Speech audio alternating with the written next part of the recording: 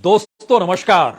राहुल की पदयात्रा राजनीतिक नहीं है, लेकिन राहुल की पदयात्रा का असर राजनीतिक तौर पर साफ दिखाई देने लगा है। जब तक पदयात्रा राज्यों से गुजर रही थी या राज्यों से गुजर रही है, तब तक राज्यों की राजनीति निशाने पर, कहीं पर छत्रप निशाने पर, कहीं छत्रपों के आसरे बीजेपी निशाने पर, कहीं बीजेपी के गवर्नेंस के आसरे भ्रष्टाचार निशाने पर और कहीं आरएसएस के आसरे विचारधारा का सवाल।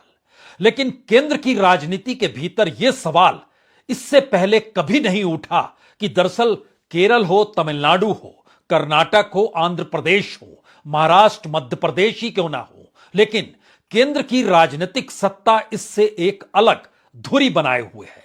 यानी राजनीतिक तौर पर केंद्र पर ना तो इसका असर है, ना ही यह पदयात्रा केंद्र पर असर डाल सकती है। तो क्या दिल्ली पहुंचते पहुंचते केंद्र सरकार की सांसें हांफने लगी है? क्या वाकई राहुल की पदयात्रा की भीड़ या राहुल की पदयात्रा में शामिल भारत जोड़ो के लगते हुए नारे अब दिल्ली की सत्ता को परेशान कर रहे हैं? दिल्ली का मतलब सिर्फ केंद्र शासित राज्य नहीं है। दिल्ली का मतलब देश की राजधानी है। दिल्ली का मतलब राजनीतिक ताकत को पाना है। और दिल्ली का मतलब अंतर्राष्ट्रीय मीडिया की पहुंच और पकड़ दिल्ली से ही होती है, जो समूची दुनिया में जाती है। तो क्या दिल्ली से पहले राहुल की पदयात्रा रोकी जा सकती है? और क्या वाकई कोविड महज एक बहाना है, जबकि सबको पता है कि भारत के भीतर कोविड का असर उस रूप में दिखाई नहीं देगा जिस रूप में चीन में हो चला है? या फिर जिन बातों का जिक्र अंतर्राष्ट्रीय तौर पर हो रहा है कि क्या वाकई कोविड के प्रोटोकॉल को लेकर दोबारा से चिंतित होने की जरूरत है? दुनिया भर के देशों ने एक लिहाज से इस पर अपनी मुट्ठी बंद कर रखी है। कोई कुछ बोल नहीं रहा है और शायद पहली बार राष्ट्र हित में राहुल की पदयात्रा को रोकने का जिक्र इस देश के हेल्थ मिनिस्टर कर रहे हैं। और कमाल की चीज यह है, जिन बातों का जिक्र देश के स्वास्थ्य मंत्री कहते हैं, उन बातों का जिक्र देश के स्वास्थ्य सचिव नहीं कहते हैं। जो निर्देश राहुल की पदयात्रा को लेकर राहुल को और कांग्रेस को देते हैं, उस निर्देश का जिक्र इस देश के हेल्थ सेक्रेटरी के जरिए राज्यों को नहीं दिया जाता है। यानी दो नजरिए पदयात्रा को लेकर और इस देश के भीतर कोविड को लेकर, दो नजरिए प्रोटोकॉल को लेकर, दो नजरिए राष्ट्र हित के मद्देनजर और दो नजरिए अगर कोविड की इस लहर का सामना करना पड़े तो उससे कैसे भिड़ेंगे, इसको लेकर भी कई नजर। हमें लगता है यह पहली बार दिल्ली में घुसती हुई पदयात्रा को लेकर सरकार की सांसें इसलिए फूलने लगी है क्योंकि दिल्ली का मतलब राजनीतिक तौर पर उस विचारधारा का प्रभावित होना है जो पदयात्रा के जरिए लगातार केरल से अभी तक निकलती चली आ रही है। और भारत जोड़ो का मतलब भारत के भीतर में महज नफरत और घृणा नहीं है, बल्कि उसके दायरे में संविधान है। संविधान जो सेकुलर शब्द के साथ चलता है, संविधान जो इस देश में हर धर्म के लोगों को ना सिर्फ रहने की इजाजत देता है, बल्कि उतनी ही स्वतंत्रता हर धर्म के लोगों को देता है जितनी माइनॉरिटीज को देता है, जितनी हिंदुओं को उतनी मुसलमानों को। तो क्या यह भारत जोड़ो का संकट दिल्ली पहुंचते पहुंचते उस विचारधारा पर सीधा हमला कर रहा है जो राजनीतिक तौर पर इस देश में बड़ी मोटी मोटी लकीरें खींचती हैं? या फिर कोविड के जरिए या कोविड के निर्देशों के जरिए राहुल की पदयात्रा दिल्ली तक पहुंच ना पाए क्योंकि अब वो हरियाणा में आ चुकी है? यह 9वां राज्य है और ध्यान दीजिए, हर राज्य की राजनीति इस पदयात्रा के दायरे में आई, खुले तौर पर आई। इससे पहले कांग्रेस कभी इतनी मुखर नहीं थी जितनी मुखर वह केरल में वामपंथियों को लेकर हुई, जितनी मुखर वह तेलंगाना में टीआरएस को लेकर हुई, और जितनी मुखर वो अपने तौर पर महाराष्ट्र के भीतर शिंदे गुट को लेकर और शिवसेना के साथ सावरकर के मुद्दे को उठाते हुए ली। यानी राजनीतिक तौर पर अभी तक राज्यों की राजनीति को साधना पदयात्रा की नियति हो सकती है, लेकिन दिल्ली प्रवेश का मतलब बहुत साफ है कि दिल्ली की पदयात्रा दिल्ली के भीतर मीडिया को प्रभावित करेगी। अंतर्राष्ट्रीय तौर पर मीडिया का ध्यान इस पदयात्रा की दिशा में जाएगा और जब पार्लियामेंट चल रही होगी उस वक्त अगर पदयात्रा दिल्ली को क्रॉस करे या दिल्ली में घुसे तो राजनीतिक तौर पर यह शायद लोकतंत्र के मंदिर और संविधान की परिभाषा दोनों को लेकर कुछ नए सवालों को जन्म देगी। तो हो सकता है संविधान के मद्देनजर लोकतंत्र का मंदिर उस दायरे में ना आए, तो इसके लिए 23 तारीख को संसद खत्म भी की जा सकती है, जिसकी उम्र 29 दिसंबर तक होनी है। तो क्या राजनीति इतनी हावी हो चली है इस देश के भीतर में, जहां पर नियम, कायदे, कानून, प्रोटोकॉल, अंतर्राष्ट्रीय तौर पर कोविड से जुड़े हुए सवाल भी राजनीति के दायरे में चलते हैं? यह सवाल इसलिए क्योंकि कुछ तथ्यों पर गौर करें। यह तथ्य इसलिए महत्वपूर्ण है क्योंकि जो पत्र लिखा गया राहुल गांधी को इस देश के मंत्री के जरिए, उन्होंने बहुत साफ लाइन लिखी, देश हित में स्थगित करने का हम अनुरोध आपसे कर रहे हैं कि इस पदयात्रा को रोक दीजिए, क्योंकि कोविड का प्रोटोकॉल अगर आप नहीं अपना पाएंगे तो मुश्किल होगी। और कोविड का प्रोटोकॉल बहुत साफ है कि कोविड गाइडलाइंस को आपको सख्ती से अपनाना होगा। इस सख्ती का मतलब क्या है? इस सख्ती का मतलब है मास्क हर कोई लगाए जो उस पदयात्रा में शामिल हो, सैनिटाइजर से लगातार हाथ धोने की प्रक्रिया में हर कोई रहे, और उसके आगे की परिस्थिति है कि वैक्सीनेटेड लोगों को ही, यानी हर का सर्टिफिकेट देखिए, और जिन्होंने वैक्सीनेशन ले लिया है उन्हीं को पदयात्री बनाइए, बाकियों को शामिल मत होने दीजिए। यानी शहर दर शहर जो हुजूम उमड़ रहा था उसमें हर किसी की जांच आप कीजिए कि वैक्सीनेटेड वो है या नहीं है, जो नहीं है उसको शामिल ना होने दीजिए। सवाल यही नहीं रुका।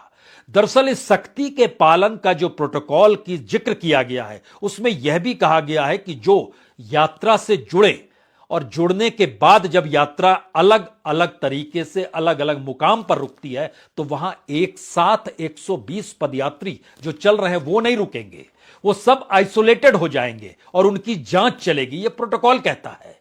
अब यहां पर एक दूसरा सवाल निकल कर आता है कि क्या वाकई केंद्र सरकार ने तमाम राज्यों को यह निर्देश जारी कर दिया है, या फिर इस देश के भीतर में ऐसे सार्वजनिक कार्यक्रम जो हो रहे हैं क्या वहां पर भी इस प्रोटोकॉल का जिक्र किया गया है? क्योंकि सरकार की चिंता तो जायज होती है, सरकार जनता ने चुनी है और सरकार जनता के लिए होती है। तो हमें लगा कि दरअसल परखा जाए कि क्या वाकई इस देश के जितने कार्यक्रम इस दौर में ही हो रहे हैं वहां पर यह प्रोटोकॉल, यह नियम की सख्ती का जिक्र है या नहीं है। तुरंत हमने उस लेटर को भी निकाला जो कि राजेश भूषण, जो आईएएस हैं, हेल्थ सेक्रेटरी हैं, उन्होंने क्या लेटर लिखा है तमाम राज्यों और केंद्र शासित राज्यों को जो भेजा गया है, उसमें इस बात का कतई जिक्र नहीं है कि नियम, कायदे, कानून, प्रोटोकॉल क्या होते हैं। यह पहला सवाल। दूसरा सवाल, उसमें उन्होंने लिखा है कि भारत सरकार ने कमाल का काम किया है। इन्होंने 5 फोल्ड स्ट्रेटजी अपनाई, जिसमें टेस्ट, टैकल करना, ट्रीटमेंट करना, वैक्सीनेशन और अवेयरनेस, इन 5 स्टेजेस से गुजरने के बाद इसमें डिटेक्शन करना था, आइसोलेशन में ले जाना था, टेस्टिंग थी, टाइमली मैनेज करने की परिस्थिति थी। यह सारी चीज हमने की है।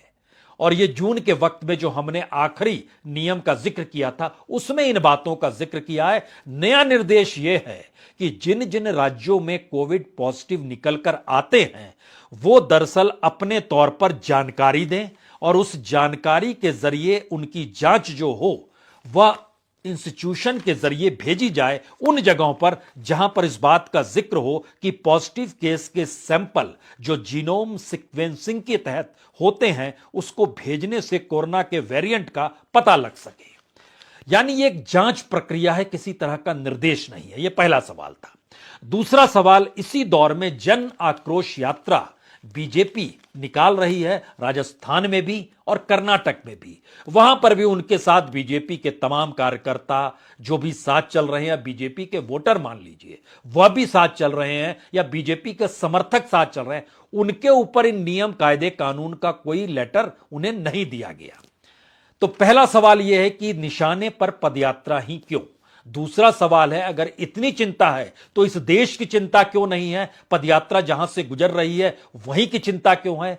तीसरा सवाल, यह सिर्फ राजस्थान के संदर्भ में कहा गया क्योंकि राजस्थान के 3 सांसद पीपी चौधरी, निहाल चंद और देवनी पटेल, इन्होंने दरअसल लेटर लिखा और इसको आधार बनाया गया। यानी अपने तरीके से हेल्थ मिनिस्ट्री नहीं जागी, अपने तरीके से स्वास्थ्य मंत्रालय नहीं जागा, उसने इनको जरिया बनाया।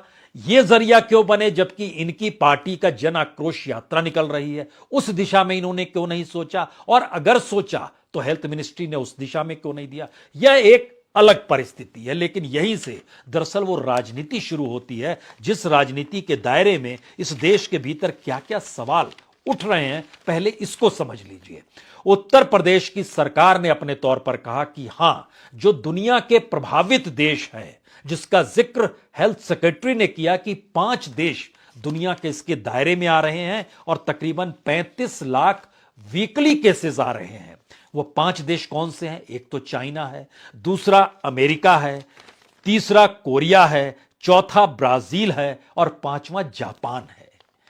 इन जगहों से आने वाले जो यात्री होंगे उनकी जांच की जाएगी, इसका जिक्र उत्तर प्रदेश की सरकार कर रही है। महाराष्ट्र सरकार कह रही है कि हम केंद्र से अब कोऑर्डिनेट करेंगे, अभी किया नहीं है, हम कोऑर्डिनेट करेंगे, जरूरत होगी तो उनके निर्देशानुसार हम एक टास्क फोर्स बनाएंगे। यानी ध्यान दीजिए, मास्क, सैनिटाइजर, आइसोलेट करना, इन सब चीजों का कहीं कोई जिक्र नहीं है। और इतना ही नहीं, इस दौर में हवाई अड्डों पर भी और हवाई जहाज से घूमने वालों को भी लेकर जो मास्क लगाते थे, सैनिटाइजर दिया जाता था, उसको बंद किया जा चुका है। सारी चीजें खत्म कर दी गई। लेकिन एक झटके में 2 बातें और 2 शब्द क्यों किए गए? राष्ट्रहित में पदयात्रा को रोक दीजिए। पदयात्रा राष्ट्रहित में भारत जोड़ो के लिए निकली, जिसका जिक्र राहुल गांधी ने किया। अब राष्ट्रहित में उसे रोकना है क्योंकि कोविड का संकट हमको चीन से दिखाई दे रहा है। लेकिन यह निर्देश हम राज्यों को नहीं दे रहे हैं, सिर्फ आपको दे रहे हैं, क्योंकि हमें नजर आ रहा है आपके साथ ही जो कारवां चल रहा है वो कारवां राजनीतिक तौर पर कहीं मौजूदा राजनीतिक सत्ता को डराने वाला तो नहीं है।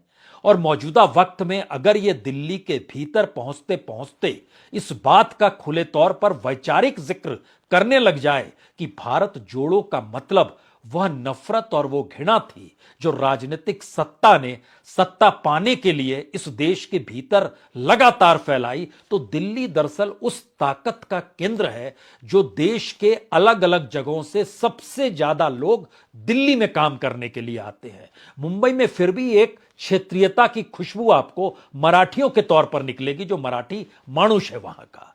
दिल्ली में ऐसा कुछ भी नहीं है। 84 से पहले पंजाबियों का गढ़ हो सकता था, सिखों का गढ़ हो सकता था, लेकिन उसके बाद की परिस्थिति में दिल्ली बहुत बदल गई और दिल्ली सही मायने में रोजगार का केंद्र है। दिल्ली एक ऐसी जगह है जहां देश भर से लोग पहुंचते हैं। अब सवाल यह है कि दिल्ली के ऊपर पदयात्रा का गुजरना और यहां पर सवालों को उठाना, सीधे प्रधानमंत्री मोदी को सामने खड़ा करके निशाना साधना, यह मैसेज क्या बीजेपी बर्दाश्त नहीं कर पाएगी? कह सकते हैं इसमें क्या दिक्कत है, सत्ता तो मोदी के साथ है, जनता तो मोदी के साथ है, तो फिर डर काहे का? यही सवाल दरअसल अगली लकीर खींचता है। भारत की राजनीति में अगर आप इतिहास को पलटेंगे तो आपको जेपी का आंदोलन भी, जब दिल्ली में लाल किले से पार्लियामेंट हाउस की तरफ जेपी बढ़े तो उसके बाद अगली रात को जेपी को गिरफ्तार कर लिया गया और उसके बाद इस देश ने इमरजेंसी देखी। इससे पहले वीपी सिंह भी जब बोफोर्स को लेकर दिल्ली से निकले तो हड़कंप मच गई राजीव गांधी की सरकार के भीतर में। दिल्ली के भीतर ही मंडल कमंडल की राजनीति ने जब फन काढ़ा तो उसने समूचे देश की सियासत को बदलना शुरू कर दिया। और दिल्ली के भीतर ही अन्ना हजारे बैठे तो क्या पार्लियामेंट और क्या सड़क, दोनों जगहों से भारत की राजनीति के तहत समूचे देश की सियासत इसलिए डोलने लगी क्योंकि दिल्ली उस सूचना तंत्र का केंद्र है जिसके जरिए मैसेज समूची दुनिया में जाता है। आप देश में बैरिकेड्स आपने बना लिए, लेकिन उसके बावजूद भी बंगाल अभी आपका नहीं है, तमिलनाडु आपका नहीं है, केरल आपका नहीं है, आंध्र आपका नहीं है, तेलंगाना आपका नहीं है। यानी देखिए तो एक लंबी फहरिस्त है। बिहार आपका नहीं है, उड़ीसा आपका नहीं है, तो एक लंबी फहरिस्त उन राज्यों के सीनियर मोस्ट कॉरेस्पॉन्डेंट्स दिल्ली में बैठते हैं। कई के एडिटर्स भी दिल्ली में बैठते हैं और अंतर्राष्ट्रीय तौर पर दिल्ली वो जगह है जहां बीबीसी जिक्र कीजिए, सीएनएन जिक्र कीजिए, राइटर्स जिक्र कीजिए या अल जजीरा को जिक्र कर लीजिए, या दुनिया के किसी भी तौर पर किसी भी रिपोर्टिंग करते हुए शख्स की मौजूदगी अपने देश के सर्वश्रेष्ठ वहां के जो इंस्टीट्यूशन मीडिया का है उसके नुमाइंदे आपको दिल्ली में ही मिलेंगे, क्योंकि राजनीति दिल्ली से होती है। तमाम देशों के गवर्नमेंट्स अपने तौर पर यहां जो एम्बेसडर को रखते हैं उनकी मौजूदगी दिल्ली में ही होती है। और अभी तक उन लोगों ने देखा नहीं है इस पदयात्रा को, इस पदयात्रा की खुशबू कहिए, कारवां भीड़ कहिए, या एक लिहाज से कहिए ये कांग्रेसियों की यात्रा है, कुछ भी कहिए, लेकिन इसे अभी तक दुनिया ने नहीं देखा और दुनिया के भारत और दिल्ली में बैठे हुए नुमाइंदों ने नहीं देखा। तो क्या ये खतरे की घंटी है? क्योंकि दुनिया भर के भीतर भारत के राइटिस्ट एस्पेक्ट को लेकर और हिंदुत्व के प्रयोग को लेकर कई सवाल कई तरीके से उठे हैं। इसी दौर में भारत के सेकुलरिज्म को लेकर भी सवाल है और भारत में मोदी सत्ता के जरिए जो प्रयोग राजनीतिक तौर पर किए गए उसको लेकर भी सवाल है। जाहिर है वो न्यूयॉर्क टाइम्स हो या टेलीग्राफ हो, दुनिया के अलग अलग जगहों पर रिपोर्ट्स फाइल दिल्ली में पदयात्रा निकलने के साथ शुरू हो जाएगी। और राजनीतिक तौर पर दिल्ली में अगर पार्लियामेंट, हालांकि 23 तारीख को पार्लियामेंट खत्म होने का निर्णय अभी फाइनल किया नहीं गया है, जो हो जाना चाहिए, अगर वो हो जाएगा तो सारे सांसद लौट जाएं। अगर वो सांसदों की मौजूदगी दिल्ली में होगी तो यकीनी तौर पर सबको 2024 दिखाई दे रहा है और सभी को पता है कि विपक्ष की एकजुटता कांग्रेस के बगैर संभव नहीं है। सवाल सिर्फ इतना है कि दरअसल कांग्रेस अगुवाई करे या विपक्ष में कांधे से कांधा मिलाकर खड़ी हो जाए। तो ध्यान दीजिए, कांग्रेस ने जो तमिलनाडु केरल से संदेश देना शुरू किया उसमें विपक्ष को गायब नहीं किया, लेकिन विपक्ष में अपनी सबसे बड़ी हैसियत राष्ट्रीय पार्टी के तौर पर उसने लगातार दिखाई। तो विपक्ष की एकजुटता का असल प्रयोग दिल्ली से राहुल की पदयात्रा के गुजरते वक्त के साथ हो सकता है। यह पहला संदेश इस देश में जा सकता है। तो क्या यह राजनीतिक तौर पर बीजेपी को एक चुनौती लग रही है, या राजनीतिक तौर पर बीजेपी के सामने सबसे बड़ा संकट यही हो चला है कि अगर दिखाई देने लगेगी वह राजनीति जिसको अभी तक चौथे स्तंभ और मेन स्ट्रीम मीडिया से ढका गया, यह कहकर ढका गया कि देखिए कोई कवरेज ही नहीं है, जबकि इस देश के भीतर में इससे पहले याद कीजिए जब अडवाणी की रथ यात्रा निकली थी उस समय बीजेपी सत्ता में नहीं थी। उस समय बीजेपी का सहयोग जरूर था, लेकिन उस रथ यात्रा को भी कवरेज मेन स्ट्रीम मीडिया ने दिया था। और तमाम आंदोलन अगर आप देखते चले जाइए, वह जेपी को भी याद कर लीजिए और इंदिरा गांधी के काल को भी याद कर लीजिए, यहां के अखबारों ने बताया था कि एक सिरा लाल किले में था और हाथ पकड़े हुए दूसरा सिरा पार्लियामेंट यानी जनपद तक पहुंच गया था, जिसके बाद इंदिरा गांधी का भाषण शुरू होता है और वो कहती हैं कि अब आप लोग बॉबी फिल्म दिखाएंगे आपको टेलीविजन पे, यानी अब इस रैली को भूल जाइए जिसे जेपी निकाल रहे हैं। तो राजनीतिक तौर पर पॉलिटिकल नर्व पॉइंट वो दिल्ली है जिस दिल्ली के भीतर अब हरियाणा के मऊ मेवात से होते हुए फरीदाबाद होते हुए दिल्ली में इस पदयात्रा को आना है। और भारत सरकार नहीं चाहती है कि यह पदयात्रा आए क्या और उसी का संदेश क्या स्वास्थ्य मंत्रालय के जरिए निकला है। और स्वास्थ्य मंत्री का वक्तव्य और लेटर और स्वास्थ्य सचिव का लेटर दोनों दो दिशा में जा रहा है। हर राज्यों के दिशा निर्देश अलग अलग दिशा में जा रहे हैं, यानी कोविड मामला कहीं से भी सरकार को अभी इफेक्टिव तरीके से नहीं उसके भीतर आ पाया है जहां पर इस बात का वो जिक्र करे हम चिंतित हैं। चिंता नहीं आ रही है, यहां राष्ट्र हित आ रहा है। और राष्ट्र हित का मतलब अक्सर भारत के भीतर में देखा गया है पेगासस के जरिए जो राष्ट्र सुरक्षा का था, राफेल के जरिए जिसको राष्ट्रीय सुरक्षा से जोड़ा गया। हर उस मुद्दे को समाधान के तौर पर जब कोई फैसला आया या सरकार ने फैसला लिया तो राष्ट्रीय सुरक्षा और राष्ट्र हित इन्हीं दो बातों का जिक्र किया है। तो एक बार फिर से कोविड को रोकने या कोविड ना फैले इसके साथ भी राष्ट्रहित शब्द जोड़कर पदयात्रा को स्थगित करने का जिक्र खुले तौर पर देश के हेल्थ मिनिस्टर ने कर दिया है। आखिर में 3-4 सवाल। दरअसल पुणे के सीरम इंस्टीट्यूट के सीईओ अदार पूनावाला से पूछा गया, चीन में जिस तरीके से इजाफा हो रहा है कोरोना का, आपकी क्या राय है भारत को लेकर? उन्होंने कहा भारत को डरने की जरूरत बिल्कुल नहीं है। कुछ विशेषज्ञों से पूछा गया जो एक्सपर्ट थे, उन्होंने कहा जी नहीं, कोई खतरा नहीं है। तो पहला राउंड तो यहां पर पहला दरवाजा बंद हो गया। दूसरा दरवाजा है जो केंद्रीय स्वास्थ्य सचिव ने जानकारी दी कि दरअसल 27% बूस्टर डोज लगे हैं, बाकियों ने नहीं लगाए हैं। क्यों नहीं लगाए हैं उसको लेकर भी अब सचेत करने की जरूरत है। तो पहले हम वो प्रोग्राम तो चला लें कि जहां पर लोग उस दिशा में बढ़ जाएं। ये दूसरा सवाल था हेल्थ कॉन्शियसनेस से लेकर कि आप किस रूप में इस कोविड को देखते हैं। तीसरा सवाल इन सब के भीतर यह आया कि जो अभी तक देश के भीतर में अलग अलग राज्यों ने जब उनसे पूछा गया प्रोटोकॉल का मतलब आप क्या समझते हैं, तो सब ने कहा कि भारत में 24 घंटे के भीतर कितने मामले आए, 129 मामले। और भारत में 129 खुदकुशी जो होती है वह 24 घंटे में नहीं, 1 घंटे में हो जाती है। भारत के भीतर जो प्रदूषण से मौतें होती हैं वो चंद सेकंड्स में हो जाती है।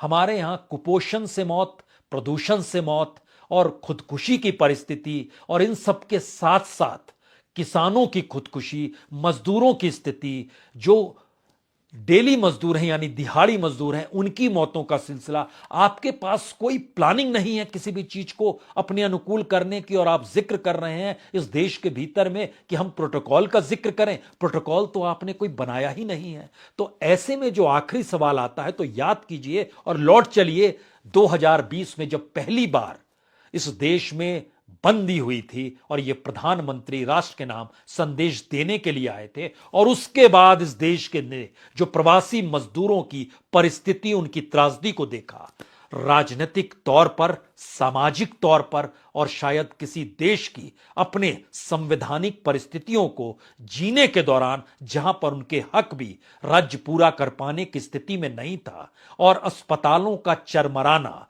लोगों की मौत के बाद उन्हें कोई राहत के लिए पैसा तक ना दे पाना, और सुप्रीम कोर्ट के सामने भी सरकार का हाथ खड़े कर देना, तो अपराधों की फेरिस्त इस सरकार को अगर कटघरे में कोविड प्रोटोकॉल और कोविड के दौर में राज्य की मौजूदगी से कहीं हाशिए पर ले जाकर ढकेल देती है, तो पहला सवाल और आखिरी सवाल बहुत सीधा है। सरकार राजनीतिक तौर पर अब किसी भी विरोध को बर्दाश्त कर पाने की स्थिति में नहीं आ पा रही है, और शायद इसीलिए पहली बार उसके भीतर की बेचैनी और चिंता भारत जोड़ो पदयात्रा को लेकर प्रकट हो गई है।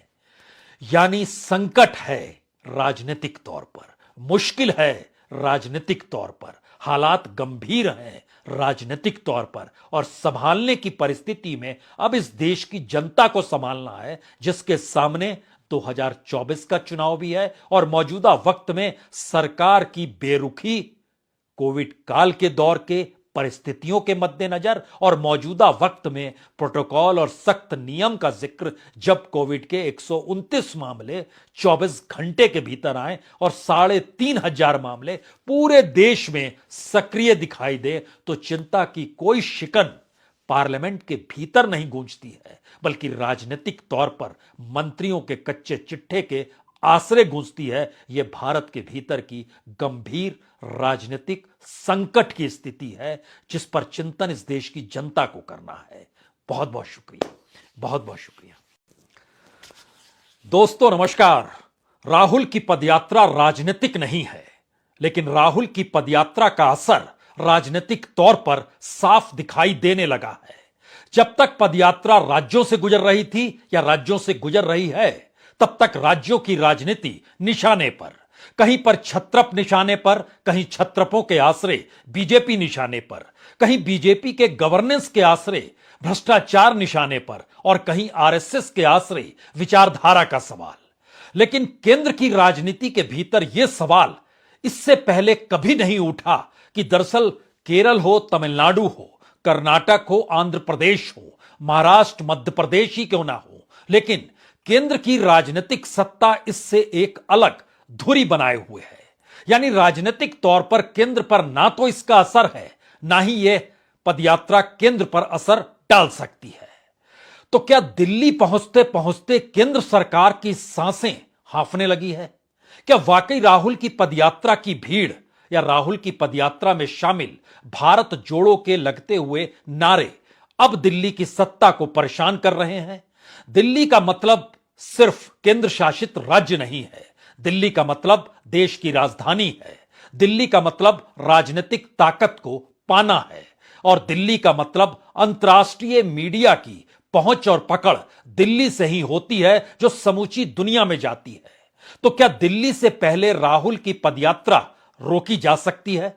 और क्या वाकई कोविड महज एक बहाना है, जबकि सबको पता है कि भारत के भीतर कोविड का असर उस रूप में दिखाई नहीं देगा जिस रूप में चीन में हो चला है?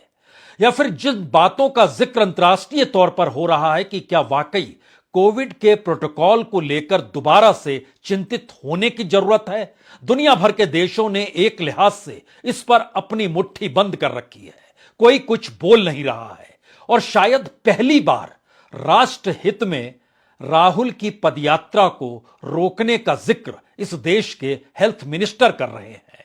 और कमाल की चीज यह है, जिन बातों का जिक्र देश के स्वास्थ्य मंत्री कहते हैं, उन बातों का जिक्र देश के स्वास्थ्य सचिव नहीं कहते हैं।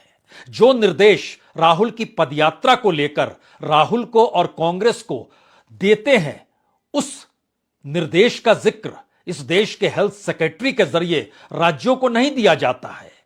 यानी दो नजरिए पदयात्रा को लेकर और इस देश के भीतर कोविड को लेकर, दो नजरिए प्रोटोकॉल को लेकर, दो नजरिए राष्ट्र हित के मद्देनजर, और दो नजरिए अगर कोविड की इस लहर का सामना करना पड़े तो उससे कैसे भिड़ेंगे, इसको लेकर भी कई नजर।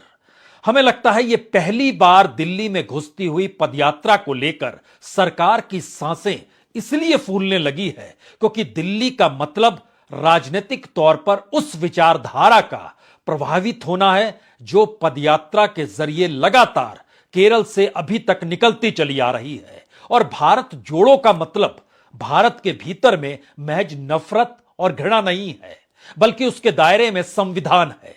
संविधान जो सेकुलर शब्द के साथ चलता है, संविधान जो इस देश में हर धर्म के लोगों को न सिर्फ रहने की इजाजत देता है, बल्कि उतनी ही स्वतंत्रता हर धर्म के लोगों को देता है जितनी माइनॉरिटीज को देता है, जितनी हिंदुओं को उतनी मुसलमानों को। तो क्या यह भारत जोड़ो का संकट दिल्ली पहुंचते पहुंचते उस विचारधारा पर सीधा हमला कर रहा है जो राजनीतिक तौर पर इस देश में बड़ी मोटी मोटी लकीरें खींचती हैं? या फिर कोविड के जरिए या कोविड के निर्देशों के जरिए राहुल की पदयात्रा दिल्ली तक पहुंच ना पाए क्योंकि अब वो हरियाणा में आ चुकी है? यह 9वां राज्य है, और ध्यान दीजिए हर राज्य की राजनीति इस पदयात्रा के दायरे में आई, खुले तौर पर आई। इससे पहले कांग्रेस कभी इतनी मुखर नहीं थी जितनी मुखर वह केरल में वामपंथियों को लेकर हुई, जितनी मुखर वह तेलंगाना में टीआरएस को लेकर हुई, और जितनी मुखर वो अपने तौर पर महाराष्ट्र के भीतर शिंदे गुट को लेकर और शिवसेना के साथ सावरकर के मुद्दे को उठाते हुए ली। यानी राजनीतिक तौर पर अभी तक राज्यों की राजनीति को साधना पदयात्रा की नियति हो सकती है, लेकिन दिल्ली प्रवेश का मतलब बहुत साफ है कि दिल्ली की पदयात्रा दिल्ली के भीतर मीडिया को प्रभावित करेगी। अंतर्राष्ट्रीय तौर पर मीडिया का ध्यान इस पदयात्रा की दिशा में जाएगा, और जब पार्लियामेंट चल रही होगी उस वक्त अगर पदयात्रा दिल्ली को क्रॉस करे या दिल्ली में घुसे तो राजनीतिक तौर पर यह शायद लोकतंत्र के मंदिर और संविधान की परिभाषा दोनों को लेकर कुछ नए सवालों को जन्म देगी। तो हो सकता है संविधान के मद्देनजर लोकतंत्र का मंदिर उस दायरे में ना आए, तो इसके लिए 23 तारीख को संसद खत्म भी की जा सकती है जिसकी उम्र 29 दिसंबर तक होनी है। तो क्या राजनीति इतनी हावी हो चली है इस देश के भीतर में, जहां पर नियम, कायदे, कानून, प्रोटोकॉल, अंतर्राष्ट्रीय तौर पर कोविड से जुड़े हुए सवाल भी राजनीति के दायरे में चलते हैं? यह सवाल इसलिए क्योंकि कुछ तथ्यों पर गौर करें। यह तथ्य इसलिए महत्वपूर्ण है क्योंकि जो पत्र लिखा गया राहुल गांधी को इस देश के मंत्री के जरिए, उन्होंने बहुत साफ लाइन लिखी, देश हित में स्थगित करने का हम अनुरोध आपसे कर रहे हैं कि इस पदयात्रा को रोक दीजिए, क्योंकि कोविड का प्रोटोकॉल अगर आप नहीं अपना पाएंगे तो मुश्किल होगी। और कोविड का प्रोटोकॉल बहुत साफ है कि कोविड गाइडलाइंस को आपको सख्ती से अपनाना होगा। इस सख्ती का मतलब क्या है? इस सख्ती का मतलब है मास्क हर कोई लगाए जो उस पदयात्रा में शामिल हो, सैनिटाइजर से लगातार हाथ धोने की प्रक्रिया में हर कोई रहे, और उसके आगे की परिस्थिति है कि वैक्सीनेटेड लोगों को ही यानी हर का सर्टिफिकेट देखिए और जिन्होंने वैक्सीनेशन ले लिया है उन्हीं को पदयात्री बनाइए, बाकियों को शामिल मत होने दीजिए। यानी शहर दर शहर जो हुजूम उमड़ रहा था उसमें हर किसी की जांच आप कीजिए कि वैक्सीनेटेड वो है या नहीं है, जो नहीं है उसको शामिल ना होने दीजिए। सवाल यही नहीं रुका। दरअसल इस सख्ती के पालन का जो प्रोटोकॉल की जिक्र किया गया है उसमें यह भी कहा गया है कि जो यात्रा से जुड़े और जुड़ने के बाद जब यात्रा अलग अलग तरीके से अलग अलग मुकाम पर रुकती है तो वहां एक साथ 120 पदयात्री जो चल रहे हैं वो नहीं रुकेंगे, वो सब आइसोलेटेड हो जाएंगे और उनकी जांच चलेगी, ये प्रोटोकॉल कहता है। अब यहां पर एक दूसरा सवाल निकल कर आता है कि क्या वाकई केंद्र सरकार ने तमाम राज्यों को यह निर्देश जारी कर दिया है या फिर इस देश के भीतर में ऐसे सार्वजनिक कार्यक्रम जो हो रहे हैं क्या वहां पर भी इस प्रोटोकॉल का जिक्र किया गया है? क्योंकि सरकार की चिंता तो जायज होती है, सरकार जनता ने चुनी है और सरकार जनता के लिए होती है। तो हमें लगा कि दरअसल परखा जाए कि क्या वाकई इस देश के जितने कार्यक्रम इस दौर में ही हो रहे हैं वहां पर यह प्रोटोकॉल, यह नियम की सख्ती का जिक्र है या नहीं है। तुरंत हमने उस लेटर को भी निकाला जो कि राजेश भूषण जो आईएएस हैं, हेल्थ सेक्रेटरी हैं, उन्होंने क्या लेटर लिखा है तमाम राज्यों और केंद्र शासित राज्यों को जो भेजा गया है। उसमें इस बात का कतई जिक्र नहीं है कि नियम, कायदे, कानून, प्रोटोकॉल क्या होते हैं। यह पहला सवाल। दूसरा सवाल, उसमें उन्होंने लिखा है कि भारत सरकार ने कमाल का काम किया है। इन्होंने 5 फोल्ड स्ट्रेटजी अपनाई जिसमें टेस्ट, टैकल करना, ट्रीटमेंट करना, वैक्सीनेशन और एवेरेंस, इन 5 स्टेजेस से गुजरने के बाद इसमें डिटेक्शन करना था, आइसोलेशन में ले जाना था, टेस्टिंग थी, टाइमली मैनेज करने की परिस्थिति थी। यह सारी चीज हमने की है और यह जून के वक्त में जो हमने आखिरी नियम का जिक्र किया था उसमें इन बातों का जिक्र किया है। नया निर्देश यह है कि जिन जिन राज्यों में कोविड पॉजिटिव निकलकर आते हैं वो दरअसल अपने तौर पर जानकारी दें और उस जानकारी के जरिए उनकी जांच जो हो वह इंस्टीट्यूशन के जरिए भेजी जाए उन जगहों पर जहां पर इस बात का जिक्र हो कि पॉजिटिव केस के सैंपल जो जीनोम सीक्वेंसिंग के तहत होते हैं उसको भेजने से कोरोना के वेरिएंट का पता लग सके। यानी एक जांच